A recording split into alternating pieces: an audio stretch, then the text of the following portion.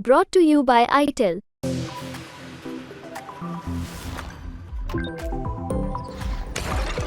UPSC का result जैसे ही जारी हुआ, तैयारी कर रहे युवाओं के हाव भाव बदल गए। हर किसी के चेहरे पर टेंशन साफ नजर आ रही थी। किसी को इस बात की टेंशन थी कि सिलेक्शन होगा या नहीं, कोई अपनी रैंक को लेकर परेशान था, तो कोई इस चीज़ को लेकर मंथन कर रहा था कि आईएएस रैंक मिलेगी या आईपीएस या कोई और। लेकिन टेंशन तो थी। हम पत्रकार इस चीज़ को लेकर टेंशन कर रहे थे कि टॉपर कौन होने वाला और उससे संपर्क कैसे होगा। लेकिन इन सब से इतर जो सिलेक्ट हो गए और मनपसंद रैंक और डिपार्टमेंट मिल गया, उनका सातवें आसमान पर होना तो लाजमी है। आज हम आपको एक ऐसी बेटी की कहानी सुनाने जा रहे हैं जिसने पहले खेल के मैदान में 1-2 नहीं बल्कि 56 मेडल जीते। फिर जब पिता की राह पर आईपीएस बनने का सपना देखा तो 178वीं रैंक ले आई। बेटी की इस सफलता की खबर खुद आईपीएस पिता ने दी। सोशल नेटवर्किंग साइट एक्स पर उत्तराखंड के पूर्व डीजीपी रहे आईपीएस अशोक कुमार ने लिखा, आज पूरे परिवार के लिए गर्व का पल है कि बेटी कुहू गर्ग आज घोषित हुए यूपीएससी के परिणामों में 178वीं रैंक लेकर आईपीएस में सिलेक्ट हुई। कुहू बैडमिंटन की अंतर्राष्ट्रीय खिलाड़ी रही है और उसने 9 वर्ष की उम्र से ही खेलना शुरू कर दिया था। कुहू ने ऑल इंडिया रैंकिंग में 56 और इंटरनेशनल में 19 पदक जीते हैं। पिता ने बताया कि कुहू विमेंस डबल और मिक्स डबल्स में खेलती थी। मिक्स डबल्स में कुहू वर्ल्ड रैंकिंग में 34वें नंबर तक रह चुकी है। वे 2018 में वर्ल्ड चैंपियन का क्वार्टर फाइनल भी खेल चुकी है।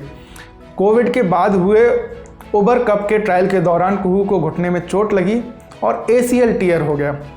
उन्हें सर्जरी करानी पड़ी। अगले 1 साल तक किसी कंपटीशन में खेलना कुहू के लिए संभव नहीं था, तो उन्होंने सिविल सर्विसेज की तैयारी करने का फैसला लिया। इसको लेकर आज तक से जुड़े अंकित शर्मा ने कुहू से बात की। सुनिए उन्होंने क्या कहा। बचपन से ही आई थिंक मेरे फादर को देख के एक बहुत इंस्पिरेशन थी कि सिविल सर्विसेज के साइड में जाना है, मगर मैं 12 साल से ही ऑलमोस्ट बैडमिंटन की तरफ ऑलमोस्ट 100% डेडिकेटेड थी। तो मेरा भी कहीं ना कहीं सपना Olympics, Commonwealth games and Asian games वगैरह का ही था। फिर जैसे 2020 में लॉकडाउन में एक ब्रेक हुआ, उसके बाद थोड़े हेल्थ इश्यूज हुए मुझे बीच में, और फिर एक इंजरी हो गई थी जिसमें मेरा लिगामेंट टेयर हो गया था। उसके लिए सर्जरी की ज़रूरत थी। तो आई थिंक जो एक प्रोलॉन्ग ब्रेक आया, मैंने फिर सोचा कि इस टाइम को यूटिलाइज करती हूँ and now is the time कि I can study for UPSC, क्योंकि स्पोर्ट्स से मुझे मिनिमम 1.5 साल के लिए ब्रेक लेना पड़ता बिकॉज ऑफ द सर्जरी। तो मैंने उसको फिर यूटिलाइज करा and I studied for the exam and आज भगवान की कृपा से we had a good result today. Father को देखकर किस तरह से इंस्पिरेशन आती है, किस तरह से आपको मदद मिली उनके एक आईपीएस ऑफिसर होने के नाते? उत्तराखंड के टॉप कॉप रहे और काफ़ी फेमस भी रहे, तो उनसे कैसे मदद मिली?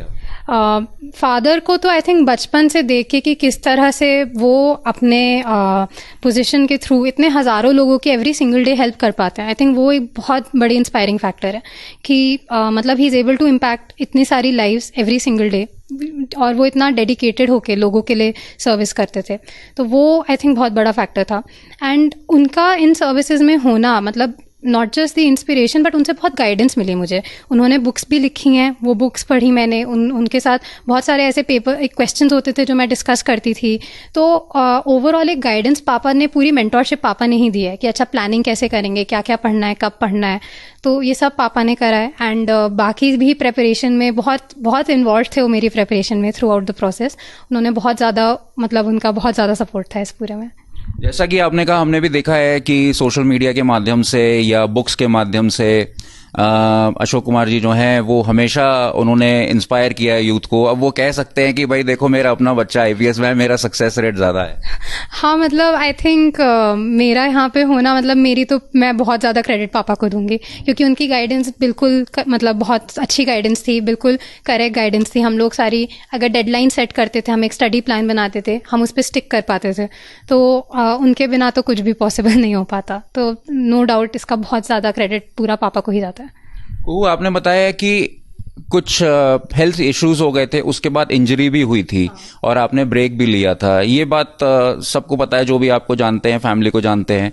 तो उस समय को आपने उस समय कैसा लगा था? मतलब पहली थॉट था कि आईपीएस यूपीएससी की तैयारी एक समय पे आके करना है, या उस बीच समय पे आया क्योंकि उस समय मोरल भी काफी डाउन होता है? कहाँ आप एक टॉप लेवल पे जा रही थी और एक इंजरी ने आपको रोका, तो उस समय का कैसा आपके दिमाग में चल रहा था, क्या ख्याल चल रहा था? एक सिविल सर्विसेज का इंजरी से पहले से भी थोड़ा सा उसकी तरफ माइंड था। मतलब यही जैसे मैंने बताया, पापा को देख के मुझे बहुत इंस्पिरेशन थी कि हाँ मुझे ऐसा कुछ करना है जिसमें मैं डायरेक्टली इतने लोगों को और सोसाइटी का बेनिफिट कर पाऊँ। तो ये था, मगर वही था जैसा मैंने बोला, मैं बहुत ज़्यादा स्पोर्ट्स में इन्वॉल्व थी। मेरा बिल्कुल ड्रीम था कि मैं ओलंपिक्स में इंडिया को रिप्रेजेंट करूं, तो मैं उसी की तरफ थी। तो आई थिंक कहीं ना कहीं ये जो फोर्स्ड ब्रेक हुआ, मतलब इसने मुझे और ज़्यादा इंट्रोस्पेक्ट करने के लिए फोर्स करा कि अच्छा अब मैं बैठ के सोचूं अच्छा अब मैं करूं क्या, बिकॉज अब तो मैं 1.5 साल 2 साल नहीं खेल पाती। तो एक बहुत डाउन पीरियड भी था, मेंटली बहुत ही ज़्यादा चैलेंजिंग था मेरे लिए। मगर आई थिंक यही है, फैमिली के सपोर्ट से, मेरे आसपास जो भी मेरे मतलब क्लोज लोग थे उनके सपोर्ट से ये रहा कि अच्छा ठीक है, ये हुआ कि टाइम वेस्ट तो करना था ही नहीं। वो तो आई थिंक अभी बचपन से ही मेरी 2 ही प्रायोरिटीज थी, खेलना एंड पढ़ना। तो अच्छा ठीक है, अब खेल नहीं हो रहा तो अब पढ़ना है, that was very clear. But I think motivation उस टाइम पे आना बहुत डिफिकल्ट था, बिकॉज मैंने लास्ट अपने क्लास 12th में ढंग से पढ़ाई करी थी, उसके बाद से entire focus was on badminton. तो वो मोटिवेशन आना, वो रिदम बनना कि बैठ के मैं वापस से पढ़ पाऊँ, बहुत ज़्यादा इसमें मेरे सबकी सपोर्ट की वजह से मैं कर पाई हूँ। घर पे जितने भी लोग थे, कोई ऐसी चीज थी जो आपको क्लिक करी, क्योंकि इंजरी से आप गुजर रहे हैं और आप भी ये चीज जानती हैं कि जो प्लेयर इंजर्ड हो जाता है और जो लंबे समय तक इंजर्ड रहता है वो ऑलमोस्ट उस जर्नी से वाइप आउट हो जाता है कहीं ना कहीं, क्योंकि कंपटीशन इतना ज्यादा है प्रतिभाओं की। आजकल आप देख रहे हैं कि कितनी प्रतिभाएं आ रही हैं। तो वो कोई एक चीज थी जिसने आपको क्लिक किया या फिर ट्रिगर किया कि नहीं मैं तो अब ये करूंगी और निकाल लूंगी? मतलब मैंने एक तो मैं आपके इस चीज से देख रहे हैं कि कितनी प्रतिभाएं आ रही हैं। तो वो कोई एक चीज थी जिसने आपको क्लिक किया या फिर ट्रिगर किया कि नहीं मैं तो अब ये करूंगी और निकाल लूंगी? मतलब मैंने एक तो मैं आपके इस चीज़ से थोड़ा डिसएग्री करती हूँ। आई थिंक इंजरी स्पोर्ट्स का पार्ट है, whether that is Carolina Marin, दोनों उनकी नीज पे सर्जरी हो चुकी है, वो चलते रहता है। इंजरी से आप कम बैक कर सकते हैं। मगर जैसा मैंने बताया, जो मेरा ब्रेक पीरियड था, मैंने उसमें काफ़ी इंट्रोस्पेक्ट करा, हमने काफ़ी सोचा कि अच्छा मैं लाइफ में क्या करना चाहती हूँ। मैंने ये अपनी पढ़ाई अभी तक करी है, मेरे पे क्या क्या ऑप्शंस हैं, और उन सब चीज़ों में से मुझे यही लगा यूपीएससी मेरे लिए बेस्ट है। This is what I want to do. मैं सोसाइटी को सर्व करना चाहती हूँ और इन सर्विसेज के थ्रू मुझे उसके लिए बेस्ट अपॉर्चुनिटी मिल सकती है जहाँ मैं I can make a big difference. तो तब हुआ कि हाँ मैं इसके लिए जाना चाहती हूँ। बट मुझे वही थोड़ा टाइम लगा to actually get into that zone कि मैं ढंग से पढ़ पाई, बिकॉज काफ़ी डिफिकल्ट फेज के थ्रू हम निकल रहे थे, तो थोड़ा सा टाइम लगा था। बट यस, शुरू हो गया था। फिर एक डिफरेंस ऑफ ओपिनियन आता है, वो मैं आपके साथ शेयर करूंगा और आपका जवाब भी उसमें चाहूंगा। जो लोअर मिडिल क्लास या मिडिल क्लास फैमिली से होते हैं, एक वर्ड होता है स्ट्रगल, तो उनको उतने रिसोर्सेज नहीं मिल पाते हैं जिससे वो तैयारी कर सकें। और ये माना जाता है कि जो सक्सेस रेट है उनका ज़्यादा होता है, क्योंकि उनके अंदर वो एक भूख होती है कि हमें इस लेवल को तोड़ के लाइफ में आगे बढ़ना है। लेकिन क्योंकि आप एक अफ्लुएंट फैमिली से आते हैं, आपके फादर पूर्व डीजीपी हैं और आईपीएस ऑफिसर हैं, अभी वीसी हैं एक जानी मानी यूनिवर्सिटी में, मदर आपकी प्रोफेसर हैं जानी मानी यूनिवर्सिटी के साथ है, तो आप इससे अग्री करती हैं, डिसएग्री करती हैं? मेहनत जो है वो कितनी लगती है, चाहे एक लोअर मिडिल क्लास से हो या हाई इनकम क्लास से? यूपीएससी एक ऐसा एग्जाम है जिसमें मेहनत बहुत ही ज़्यादा लगती है। कोई मतलब इसमें फ़र्क नहीं पड़ता आप कहाँ से आ रहे हैं, हर किसी को मेहनत करनी पड़ेगी। एंड हार्ड वर्क से ज़्यादा स्मार्ट वर्क बहुत ज़्यादा इंपॉर्टेंट है कि आप करेक्ट तरीके से हार्ड वर्क करें। तो आई थिंक मतलब हम लोगों के एटलीस्ट फैमिली में बचपन से ये कल्चर था कि आप पढ़ाई कर रहे हो, आप स्पोर्ट्स करो, आप जो भी करो, आपको उसमें मतलब एक एक्सेलेंस का थोड़ा एक कल्चर था कि मतलब मैं बैडमिंटन भी आई थिंक जैसे नॉर्मली शायद इतने मतलब हर बच्चे को सपोर्ट नहीं मिलता कि वो अपना स्पोर्ट्स परस्यू करें, क्योंकि स्पोर्ट्स में बहुत ज़्यादा अपॉर्चुनिटीज़ लोगों को नहीं दिखती हैं करियर की। बट क्योंकि आई थिंक मेरे पेरेंट्स कहीं ये देखते थे कि मैं हार्ड वर्किंग थी, सेल्फ मोटिवेटेड थी, रोज़ सुबह खुद ही 5 बजे उठ के ट्रेनिंग के लिए जाती थी, तो उन्होंने मुझे हमेशा सपोर्ट करा है। तो फैमिली सपोर्ट बहुत ज़्यादा ज़रूरी है। आई थिंक उसकी वजह से ही मैं जो बैडमिंटन में कर पाई आज अगर ये एग्ज़ाम में भी सफलता मिली है, उनके सपोर्ट की वजह से मिली है। But at the same time आपका हार्डवर्क का कोई रिप्लेसमेंट नहीं है। Nobody can come and do it for you. आपको वो पूरे मतलब कंटिन्यूस साल भर के 8 से 10 घंटे, सर्टन पीरियड्स आएंगे आपको 16 घंटे भी बैठना ही पड़ेगा कंटिन्यूसली, 2 महीने 3 महीने, वो आपको करना ही पड़ेगा। वो इस एग्ज़ाम की रिक्वायरमेंट उतनी है, तो वो हर किसी को करना है respective of where they are coming from. Sports को आप कितना क्रेडिट देती हैं? स्पोर्ट्स में आप थी तो आपकी डिसिप्लिन लाइफ थी, उसके बाद आपने यूपीएससी की तैयारी करी। अगर आप स्पोर्ट्स में नहीं होती, ऑर्डिनरी एक डॉटर होती, तो उसमें और स्पोर्ट्स में रहने में कितना डिफरेंस होता जो आपने मेहनत की? वाइल मैं मतलब प्रॉपरली ऑर्डिनरी में मतलब स्पोर्ट्स नहीं खेलती तो आई डोंट नो मेरा कैसा बिहेवियर होता है। आई थिंक स्टिल घर में बहुत ज़्यादा ऐसा कल्चर डेवलप करा है कि डिसिप्लिन हार्डवर्क की बहुत ज़्यादा वैल्यू है। बट आई थिंक स्पोर्ट्स में रहने से तो ये कुछ क्वालिटीज़ हैं जो मुझ में बिल्कुल अब इनग्रेन्ड हो गई हैं, क्योंकि 10-15 साल मैंने ये करा ही है कि हर रोज़ सुबह उठ के जाना है, खुद से अपने आप को पुश करना है, अपनी प्लानिंग करनी है, एनालिसिस करना है, अपने आप को क्रिटिकली भी एनालाइज करना पड़ता है, अपनी मिस्टेक्स देखना भी बहुत ज़रूरी होता है। तो ये सब आर थिंग्स जो मैंने 15 साल ऑलमोस्ट हर रोज़ करा है। तो ये आई थिंक मेरे अंदर कुछ क्वालिटीज़ हैं जो डेवलप हो गई थी और इन्होंने मुझे इस एग्ज़ाम को इसमें सफलता पाने में बहुत ज़्यादा मदद करा है। उसका तो कोई मतलब सेकंड डाउट ही नहीं है। इंटरव्यू में किस तरह के सवाल आपसे किए गए? बहुत ही हम यूट्यूब पे भी देखते हैं जो मॉक इंटरव्यूज होते हैं उसमें बहुत अलग अलग तरीके के सवाल आते हैं, सिचुएशंस आती हैं। क्या कोई ऐसी सिचुएशन आई जिसमें आपको लगा या सोचना पड़ा या आपको लगा कि इस सिचुएशन का मैं सामना नहीं कर सकती और उसको बीट कैसे किया आपने? इंटरव्यू आई थिंक क्योंकि मेरा डैफ थोड़ा डिफरेंट था, मैं जैसे बैकग्राउंड से आती हूँ ऐसे आई थिंक इंटरव्यू बोर्ड को भी ऐसे बहुत ज़्यादा कैंडिडेट्स नहीं दिखते हैं। तो मेरा 50% इंटरव्यू ऑलमोस्ट मेरा बैडमिंटन एंड स्पोर्ट्स रिलेटेड गया था।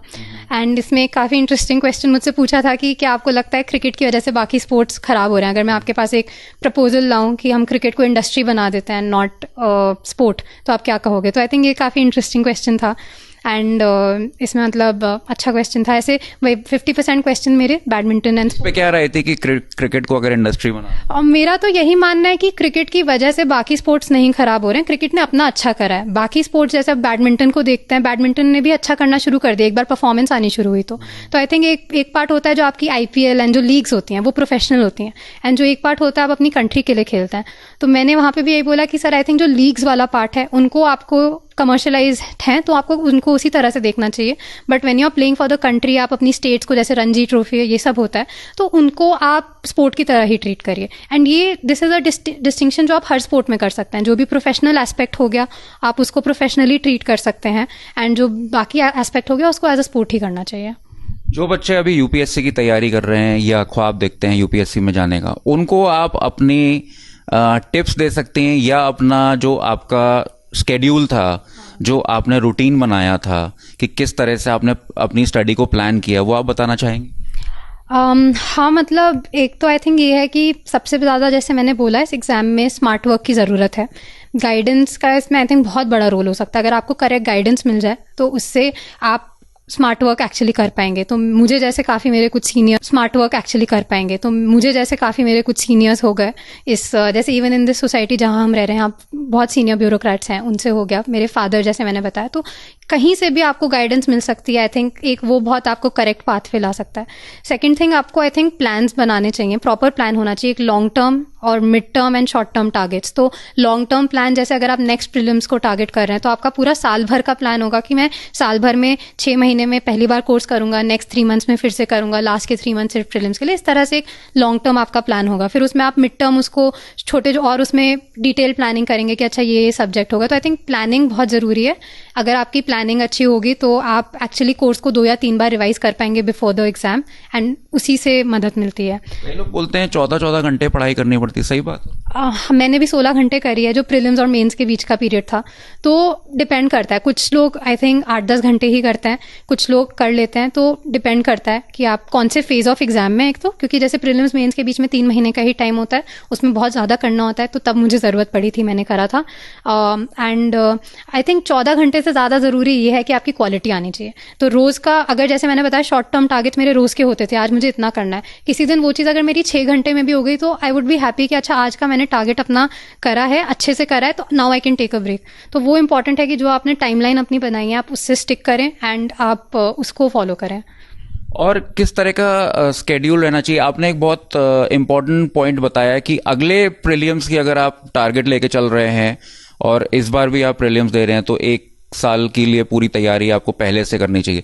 UPSC में आने के लिए एक बच्चे को कब से तैयारी, क्योंकि ग्रेजुएशन के बाद अगर आपको बैठना है तो इसकी तैयारी कब से शुरू कर देनी चाहिए? आई थिंक मुझे जो लगता है कि 1.5 साल का पीरियड एक एग्ज़ाम से पहले होना चाहिए, तब जाके आप कंप्लीट तैयारी कर पाओगे एग्ज़ाम देने के लिए। नहीं तो आप आप रेडी नहीं फील करोगे। वो तो आप कभी भी 100% रेडी तो हो ही नहीं सकते इस एग्जाम में, मगर I think 1.5 years is a good time where you get पूरी रिदम आ जाती है, आपको समझ में आता है पेपर क्या आपसे एक्सपेक्ट कर रहा है और आप अकॉर्डिंगली पढ़ सकते हैं। तो ये मुझे लगता है कि आई थिंक आपकी ग्रेजुएशन ख़त्म होने के बाद आप पढ़ना शुरू कर सकते हैं। कुछ लोग आई थिंक अगर आपका बहुत पहले से मन बना है कि अच्छा यही करना है तो आप अपने लास्ट ईयर में भी शुरू कर सकते हैं। आप बेसिक बुक्स पढ़ सकते हैं एटलीस्ट उस टाइम में। बट मेरा तो ऐसा था, मेरी ग्रेजुएशन 2019 में ख़त्म हो गई थी, मैंने तो बहुत बाद में शुरू किया, तो वो दैट इज़ समथिंग जो मैं उतने अच्छे से शायद नहीं बता पाऊंगी क्योंकि मेरा उस हिसाब से थोड़ा अलग सी जर्नी रही है। नहीं, पर आप अपने एक्सपीरियंस से जो आप बता रही हैं वो चीज़ें काफ़ी काम आने वाली हैं स्टूडेंट। हाँ, तो मतलब आई थिंक यही है, मुझे भी लगता है अगर पहले से मेरा मन होता तो मैं ग्रेजुएशन के होते होते साथ साथ में ही अपनी जो बेसिक NCERTs हैं, बेसिक कोर्स है, एक बार पढ़ लेती, सो दैट ग्रेजुएशन खत्म होने के बाद जो 1 साल है वो मेरे पास एक अच्छा टाइम होता प्रिपेयर करने के लिए और फिर मैं अपना पहला प्रीलिम्स दे सकती थी। अब आप खाकी पहनने जा रही हैं और आपके फादर ह्यूमन इन खाकी के नाम से मशहूर हैं, तो किस तरह से देखती हैं आगे फ्यूचर को? जो फर्स्ट पोस्टिंग को लेके बहुत क्रेज़ रहता है, काडर को लेके बहुत क्रेज़ रहता है, उसके बारे में क्या सोचते हैं? क्या डिस्कशंस होते हैं फैमिली में? आई थिंक अभी तो सब लोग बस बहुत खुश हैं कि हम यहाँ पहुँच गए और हमारा आज जैसे अच्छी रैंक आई, लिस्ट में नाम था, तो अभी हम लोग ये सब नहीं सोचने का टाइम उतना नहीं मिल पाया है। बट फर्स्ट प्रेफरेंस मेरी हरियाणा है, तो आई थिंक अगर वो मिल जाए तो we would be very very happy. तो बाकी अब देखते हैं भगवान का क्या प्लान है। आई थिंक अभी तक भी भगवान इतनी दूर लेके आए हैं, आगे भी वो ध्यान रखेंगे कि सब अच्छा ही होगा। और किस तरह से फैमिली और बैडमिंटन के अलावा कोई ऐसा शख्स जिसको आप इसमें क्रेडिट देना चाहेंगी आपकी मेहनत में, जो आपके साथ रहे मोटिवेट करने के लिए, फैमिली और बैडमिंटन के अलावा? हाँ, मेरे 1-2 फ्रेंड्स थे जिन्होंने अभी रिसेंट ईयर्स में एग्ज़ाम क्लियर करा है एंड आई थिंक उनकी गाइडेंस से बहुत ज़्यादा डिफरेंस हुआ बिकॉज मैं उनकी गाइडेंस की वजह से ही करेक्ट पाथ पे आई थिंक स्टिक कर पाई, नहीं तो मैं बहुत लॉस्ट रहती। सिमिलरली जो जैसा मैंने बताया, काफ़ी ऐसे सीनियर लोग हैं जिनसे डिस्कशंस करके एक आई थिंक समझ में आया कि कैसा वर्ल्ड व्यू होना चाहिए, कितना आपको इस सर्विसेज में कैसा आपकी पर्सनालिटी होती है, उन सब की गाइडेंस से बहुत ज़्यादा फ़र्क पड़ा। तो आई थिंक इन सब लोगों के बिना बिल्कुल इम्पॉसिबल होता, उसकी वजह से मैं करेक्ट पाथ पे रह पाई, नहीं तो पता नहीं कहाँ भटकती। तो इन सब का बहुत बहुत ज़्यादा थैंक यू, मतलब बहुत ज़्यादा ग्रैटिट्यूड इन सब के लिए। आखिरी सवाल लेंगे, बहुत सारे फ़ोन कॉल्स आ रहे होंगे और बधाइयों के संदेश आ रहे होंगे, तो क्या कह रहे हैं लोग? मतलब लोगों को जानने का, हमारे व्यूअर्स को जानने का अच्छा लगता है सुनने में कि फ़ोन कॉल्स आ रहे हैं, क्या बोलते हैं, किस तरह से रिप्लाई कर रहे हैं? Back to back phone calls आ रहे होंगे आपके पास। हाँ, बहुत लोगों का फ़ोन कॉल आया, फैमिली का, सबका, एक्सटेंडेड फैमिली का, मेरे फ्रेंड्स का, सबका आया। तो आई थिंक बहुत अच्छी फीलिंग थी, सब लोग बहुत खुश थे कि सबने लिस्ट में नाम देखा है, तो that was a very proud moment for everybody. हर किसी को आई थिंक ये एक ऐसी जर्नी है जिसमें आप अकेले नहीं बट सब लोग आपके साथ जुड़े होते हैं, सब देखते हैं आप कितनी मेहनत करते हो, सब उसका पार्ट बन जाते हैं। तो उस हिसाब से भी आई थिंक बहुत लोग जिन्होंने क्लोजली देखा है कि किस तरह से पिछले 2 साल गए हैं, तो वो सब बहुत इमोशनल भी थे कि हाँ, मतलब इतना मेहनत किया है कि उसका रिजल्ट मिला है। तो आई थिंक बहुत सब लोग खुश थे, सबसे सुन के बहुत अच्छा भी लग रहा था एंड सबको यही था, सब बहुत प्राउड फीलिंग थी। कुहू के पिता अशोक कुमार 1989 बैच के उत्तराखंड कैडर के रिटायर्ड IPS अधिकारी हैं, जो उत्तराखंड के DGP भी रह चुके हैं। उन्होंने IIT रुड़की से पढ़ाई की है। कुहू के अलावा अशोक कुमार का एक बेटा भी है जो फिलहाल IIT दिल्ली से इंजीनियरिंग की पढ़ाई कर रहा है। आप इस खबर को लेकर क्या सोचते हैं, हमें कमेंट करके ज़रूर बताएं। देश और दुनिया की दूसरी बड़ी खबरों के लिए लल्लन टॉक के साथ बने रहिए। शुक्रिया।